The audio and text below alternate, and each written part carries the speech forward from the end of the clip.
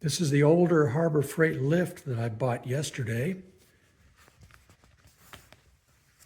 Already has the air over hydraulic jack, it's just not installed well. The guy who owned it before the guy I bought it from was one who couldn't figure out how to do it without mangling the T adapter. And he welded the threaded shaft into the T adapter. Right now it's just attached with a couple of zip ties, but it still works without a bike on it. I removed the jacking shaft, and I'm going to remove the release shaft and see if I can figure out a way to make them both operable on the this jack. It didn't have either pedal. No pedals were included, and the safety shaft was gone as well. But I found Harbor Freight had a product that was just the right size for this one. I think it's a bead breaking tool or something like that. I'll cut it to fit later, but right now it's working just fine. So the idea is to cut this to size, drill holes, and put screws in these M6 holes through the plate, and then have welded studs mounting the jack. Well, after cleaning up the old weld attempts by, I'm calling the guy the first owner, cleaned it up, painted it with what red I had. Now time to move on. Here's the adapter plate that's going to attach the jack to the cross member. Every single hole was drilled with a drill press, and then when I tapped it, they all went in crooked, all 4 of them. Lucky me. So I'm planning to cut the heads off of these screws, then weld it to the base, even though it's already wedged in pretty well, and then paint it, and it'll be ready to install the jack. I think I'll clean that up a little bit and paint it too. It looks plenty strong. I discovered that these diagonal braces conflict with the jack, keeping the deck about 1 inch higher off the floor than it should be. So I'm going to cut these 2 in the back, raise them up to the same level as the one on top, remove the excess, and weld a plate on top of it to tie it all together. That should remove the conflict and get the deck 1 inch closer to the floor where it should be. So this is how I'm going to tie the pieces back together, and now there's enough clearance that I've gained an inch of ground clearance on the heavy end of the lift. Instead of 8 1/4 off the floor, now it's 7 1/4 off the floor, almost like the other end. Here's the finished mechanism. Those cotter pins just need to be bent. The bracket there needs to be painted. A lock nut put on the shaft. A lock nut there. Got the spring attached to a chain on the hook for the original spring for the pumping shaft. And it does work well. Hopefully there isn't too much pressure on the lock seal. Let's see.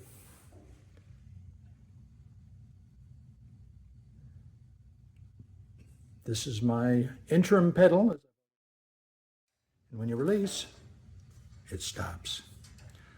Continues, stops. Continues, stops. I think that's a success.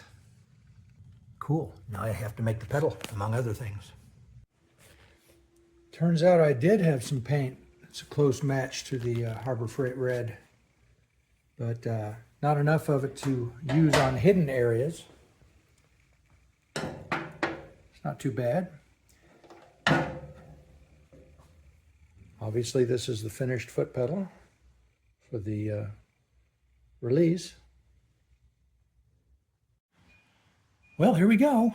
I'm going to try lifting a bike on it for the first time. Hopefully, only good things will happen.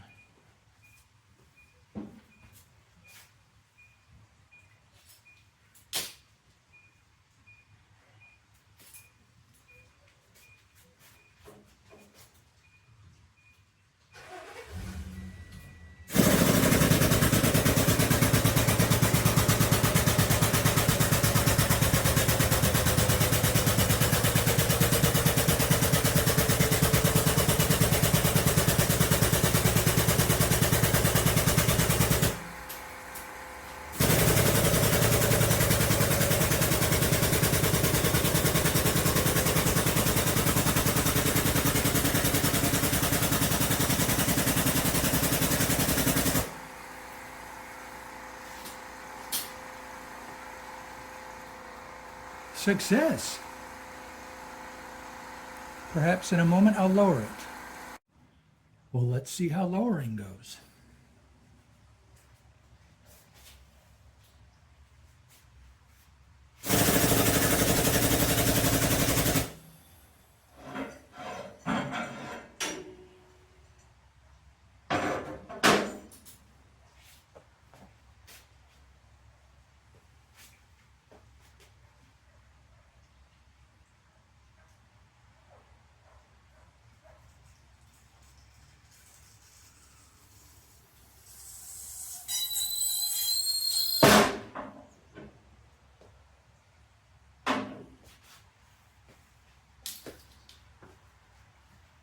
No tragedies.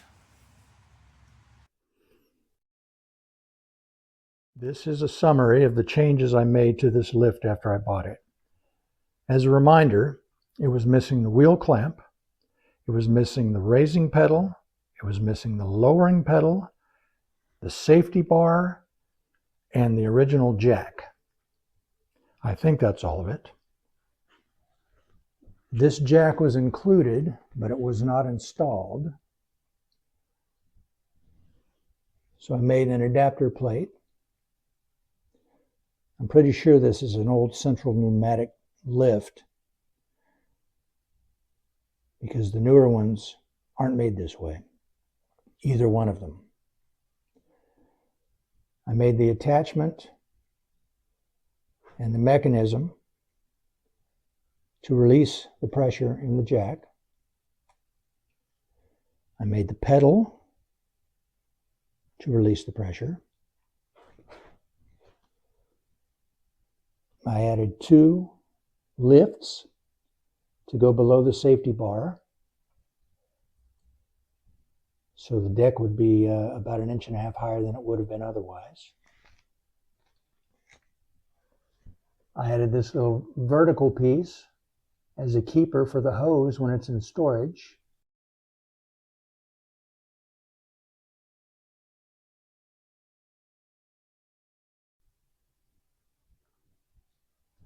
I cut the safety bar from some 7/8 stock and added this ring keeper on the end of it. I added 6 more tie downs because the 2 that were on it, the originals, were insufficient.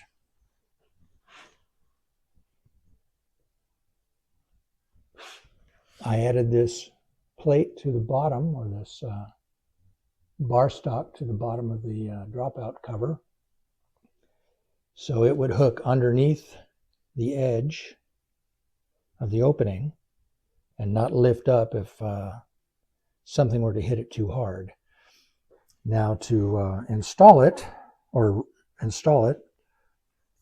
it has to be turned over,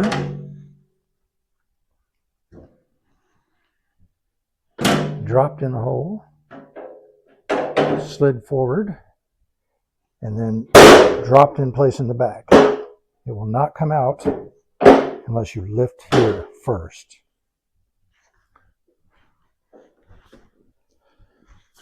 After I installed the jack, I discovered that the cross bracing on the rear legs were resting on it to the point where the deck was actually 1 inch higher than it should have been. So I kept the highest one I cut all 4 of the others separately and then put this large washer I had on the surface, welded it in place to all 5 parts. 2 separate pieces on each side and 1 long piece diagonally. Just as sturdy as it was. What else did I do?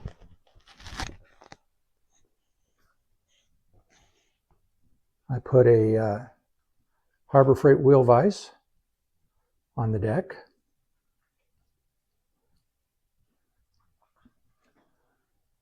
I used button head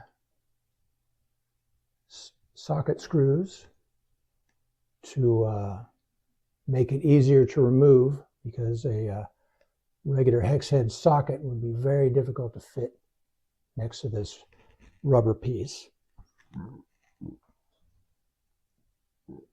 I 3D printed tire guides to make it easier to get in and out without ripping the rubber loose or bouncing the tire off the edge of it. I added a tire stop. That's another thing that was missing along with the original wheel vise. As another reminder, this lift was already drilled for this type of wheel vise. It had just never been installed.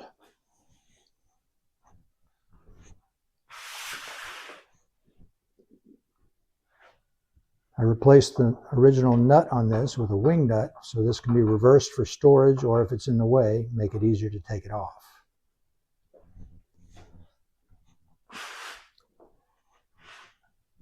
I also welded all the nuts for the wheel vise to the underside of the deck, so the nuts don't have to be removed when the wheel vise is taken off.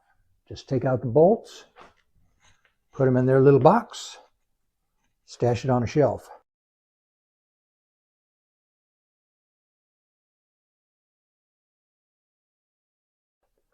Takes up much less space that way. I think that's everything. Oh, this is the side stand support I made, so anytime I want to put either of my bikes on the deck on their center stand, I can use this to support it until I get the center stand on. Get it on the center stand. Now it hangs, but when it's on the floor, these feet touch the floor, and it only needs to hold 60 or 70 pounds, and this is going to hold a lot more. Thank you. I've already used it once. So other than the changes I made for storage, I think that's it. Oh, here's one other thing I missed.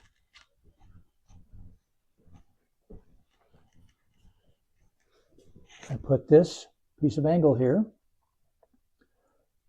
so these holes from the original jacking shaft can be used to store the safety bar when it's upright against the wall.